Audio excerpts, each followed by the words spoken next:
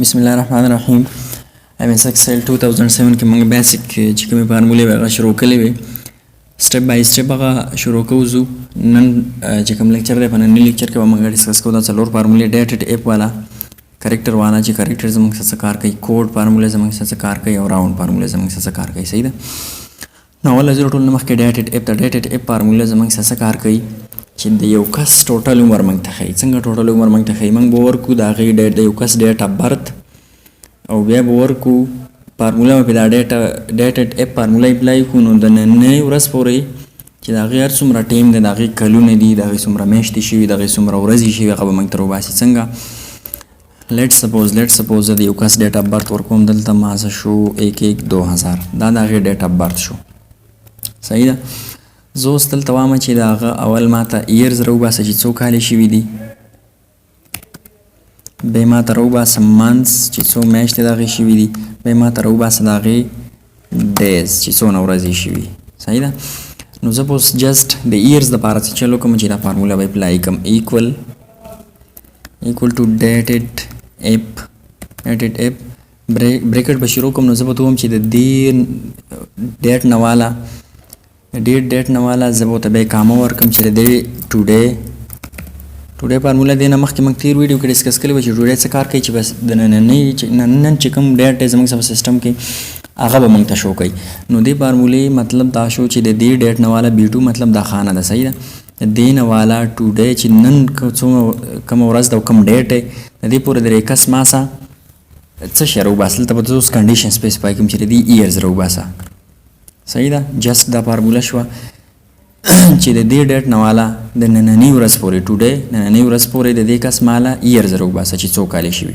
نو جسټ زه به انټر ووایم 20 کاله شوي. صحیح ده. د 1/1/2000 نه والا د نننۍ ورځ پورې 20 کاله د دغه کس شو. اوس ته زم چې منثس ماله راوباسه چې د دې میاشتې څونه شوي. نو جسټ زه به دغه فارموله اپلای کوم چې ډیټډ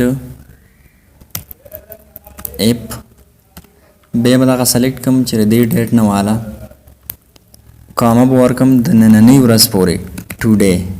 صحیح ده. ټوډے او زه به ته اوس دلته ورکم په کنډیشن کې چې میاشتې زه راوباسم چې څو میاشتې شوي. نو واي ام به ورکم ییر منثس چې د دې کلونو میاشتې څومره شوي، منثس اپ ییر. صحیح ده. نو زه به انټر کوم جسټ 7 منثس چې کوم دی هغه شوي دي. نو کلونه څو شو 20 او میاشتې څو شوې 7. اوس زه غواړم چې د دې ورځې ماته شو کې چې څونه ورځې شوي. نو دغه فارموله به واپس اپلای کوم. ډیټډ اپ بریکټ مې شروع کړو، دغه ډیټ مې سلیکټ کړو، کامه مې ورکړه. زه ورته وایم چې سپیسیفای کوم چې د نننۍ تاریخ پورې د دې کس ټوډے څو ورځې شوي دي، کامه مې ورکړه. بیا ورته دلته په کنډیشن کې سپیسیفای کوم چې د منثس ډے ماته راوښوه، ډے ان منثس. صحیح شو. چې څو ورځې شوي دي، په میاشت کې څو ورځې ردې شوي دي د دغه کس. نو جسټ زه به انټر کړم. نو 26 ورځې. نو د 1/1/2000 نه والا د نننۍ ورځ پورې چې نن 27 تاریخ دی، 8مه میاشت 2020 کال دی، د دې ورځ پورې د دې تاریخ پورې د دې کس 20 کاله شوي دي، 7 میاشتې شوي دي او 26 د هغې ورځې شوي دي. صحیح ده. 20 کال وشو د هغې، 7 میاشتې د هغې وشو، 26 ورځې د دغه کس وشوې. دا د ډیټډ اپ کار و چې ټول ډیټیل یې موږ له راویستو.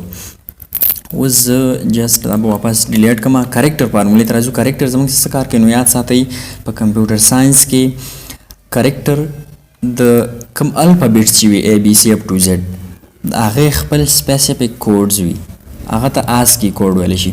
نو بیا د سمال الفابیټس لپاره ځانله ASCII کوډز وي او د کیپیټل لیټرز کیپیټل الفابیټس چې کوم وي د هغې لپاره ځانله بیا ASCII کوډز وي. آی تھنک چې د کوم کیپیټل لیټرز چې دي، کیپیټل د A نه والا د Z پورې د A ASCII کوډ 65 دی، اپ ټو دغه صرف 93 اپ ټو 91.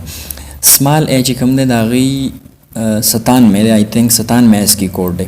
نو دغه د الفابیټس خپل کوډ وي ASCII، او بیرته چې کوم دغه کوډ وي زموږ څخه 1 2 3 50 60 etc دغه زموږ څخه خپل کریکټر وي. کریکټر دغه لپاره استعمالیږي چې د انسو د ډیجټس ارې موږ به دلته ورکوو چې د انسې کم کریکټر دی هغه به موږ ته راوباسي.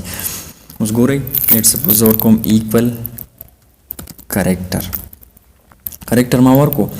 اوس به زه مثال په تور دلته ما انټری کړې ده په دې خانه کې 46 سوري د دې نه به زه لږ راوځم دلته به ورکړم 46 ما انټر کړی نو په دې فارموله کې به زه ایډیټینګ وکړم دلته ما ورکړله A2 دا مې سره کړله چې د دې نمبر زما څه کریکټر دی جست زه به انټر ووایم د دې زما څه ډاټ کریکټر دی صحیح ده 46 کریکټر سره ډاټ اوس لیټ سپوز دلته چینجز کوم 50 او د دې نه بار راوځم د دې زما څه 2 کریکټر دی صحیح ده د هر یو انسې خپل کریکټر وي اوس دلته زه بل یو ورکړم